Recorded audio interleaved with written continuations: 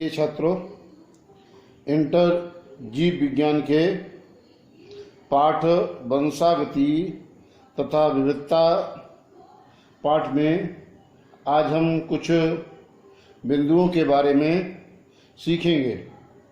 सबसे पहली बात है कि वंशागत लक्षण या आनुवंशिकी विशेषक किसे कहते हैं। तो जो लक्षण एक पीढ़ी से दूसरी पीढ़ी को प्राप्त होते हैं उन लक्षणों को हम वंशागत लक्षण या आनुवंशिक विशेषक कहते हैं। हर किसी जीव के अंदर जो लक्षण होते हैं वो अपने जनकों के समान प्राप्त होते हैं। इसीलिए जो लक्षण हमें अपने माता पिता से प्राप्त होते हैं, इसीलिए उन लक्षणों को हम वंशागत लक्षण कहते हैं। सरल भाषा में हम सीख सकते हैं, एक पीढ़ी से दूसरी पीढ़ी में जाने वाले लक्षणों को आनुवंशिक लक्षण या वंशागत लक्षण कहते हैं। इसीलिए कहावत में कहा जाता है कि अब पछताए का होत है, जब बोया पेड़ बबूल का तो आम कहाँ से होए। अर्थात अगर हम बबूल का बीज बोएंगे तो बबूल का ही पेड़ उगेगा, और यदि हम आम का बीज बोएंगे तो आम का ही पौधा उगेगा। दूसरा है वंशागति या आनुवंशिकता। तो जीव विज्ञान की लक्षणों का एक पीढ़ी से दूसरी पीढ़ी में जाने की जो क्रिया है, उस प्रक्रिया को वंशागति या आनुवंशिकता कहते हैं। वंशागत लक्षणों का एक पीढ़ी से दूसरी पीढ़ी में जाने वाली प्रक्रिया को वंशागति या आनुवंशिकता कहते हैं, और जाने वाले लक्षणों को वंशागत लक्षण कहते हैं। और विज्ञान की वह शाखा जिसके अंतर्गत हम इन वंशागत लक्षणों का अध्ययन करते हैं, उस शाखा को हम आनुवंशिकी या अंग्रेजी में जेनेटिक्स कहते हैं। आनुवंशिकी शब्द का सर्वप्रथम प्रयोग सन 1905 में बैटसन ने किया था। सन 1905 में बैटसन ने किया था। सन 1866 में ग्रेगर जॉन मेंडल ने आनुवंशिकी विज्ञान की नींव रखी, और उन्होंने अपने अध्ययन के द्वारा 3 नियमों का प्रतिपादन किया। इसीलिए उनको आनुवंशिकी विज्ञान का जनक भी कहते हैं। अर्थात मेंडल को फादर ऑफ जेनेटिक्स भी कहा जाता है। जिन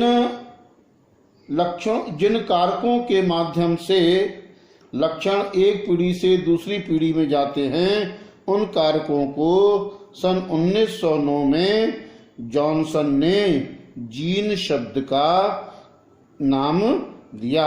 अर्थात जीन शब्द का सर्वप्रथम प्रयोग सन 1909 में जॉनसन ने किया था। अब ये हम सभी लोग देखते हैं कि हम सभी जीवों में विभिन्न प्रकार की विभिन्नताएं पाई जाती हैं। हम 2 सगे भाई बहनों में भी अनेक समानताएं होने के बावजूद भी अनेक विभिन्नताएं पाई जाती हैं। ये विभिन्नताएं 2 प्रकार की होती हैं। एक विभिन्नताओं को हम कहते हैं दैहिक विभिन्नताएं, दूसरी विभिन्नताओं को हम कहते हैं जननिक विभिन्नताएं। जो विभिन्नताएं वातावरण की दशा, पालन पोषण के कारण से, रहन सहन के कारण से, शिक्षा के कारण से उत्पन्न होती हैं, उन विभिन्नताओं को हम दैहिक विभिन्नताएं कहते हैं। और जो विभिन्नताएं हमारे शरीर में या किसी भी जीव के जीन की संरचना में हुए परिवर्तन के कारण से होती हैं, अर्थात आनुवंशिक पदार्थ की संरचना में होने वाले परिवर्तन के कारण से होती हैं, उन विभिन्नताओं को हम जननिक विभिन्नताएं कहते हैं। एक जो जननिक विभिन्नताएं होती हैं, यही विभिन्नताएं एक पीढ़ी से दूसरी पीढ़ी को ट्रांसफर होती हैं। दैहिक विभिन्नताएं एक पीढ़ी से दूसरी पीढ़ी में ट्रांसफर नहीं होती हैं, क्योंकि दैहिक विभिन्नताएं जो होती हैं वो प्राणी के जीवन काल में ही समाप्त हो जाती हैं। वे विभिन्नताएं एक पीढ़ी से दूसरी पीढ़ी को ट्रांसफर नहीं होती हैं। अब हम कुछ थोड़ा सा ग्रेगर जॉन मेंडल के बारे में जानेंगे। ग्रेगर जॉन मेंडल का जो जन्म है सन 1822 में 22 जुलाई को हुआ था, और इनका जन्म जो था एक माली परिवार में हुआ था, और ये ऑस्ट्रिया देश का नाम है। ऑस्ट्रिया देश में एक शहर का नाम है ब्रून में हुआ था। आगे चलकर बड़े होकर ये ब्रून की ही एक चर्च में पादरी का काम करने लगे, अर्थात वे चर्च में प्रेयर करने का काम करते थे। इन्होंने वहीं चर्च की जगह में ही मटर के पौधे पर 8 वर्षों तक लगातार प्रयोग किए, और उनमें प्राप्त लक्षणों और निष्कर्षों के आधार पर उन्होंने 3 नियम प्रतिपादित किए, जिसके कारण से उनको आनुवंशिकी विज्ञान का जनक कहा जाता है। अब जिस समय मेंडल ने अपने प्रयोगों को किया, उस समय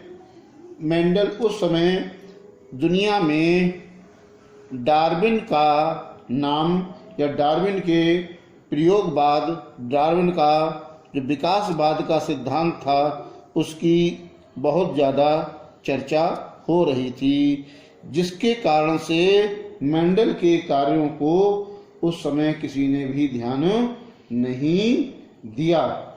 लेकिन मेंडल की मृत्यु के 16 वर्ष के उपरांत सन 1900 में ह्यूगो डी ब्रिज, शेरमार्क और कार्ल कॉलिंस ने भी इसी प्रकार के अलग अलग प्रयोग किए।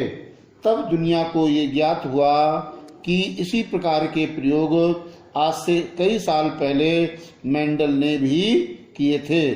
तब उनके इस कार्यों को उस समय महत्व दिया गया। अब बात आती है कि मेंडल की सफलता के क्या कारण थे, कि मेंडल जो थे वो अपने कार्य में इतने सफल क्यों हुए। उन्होंने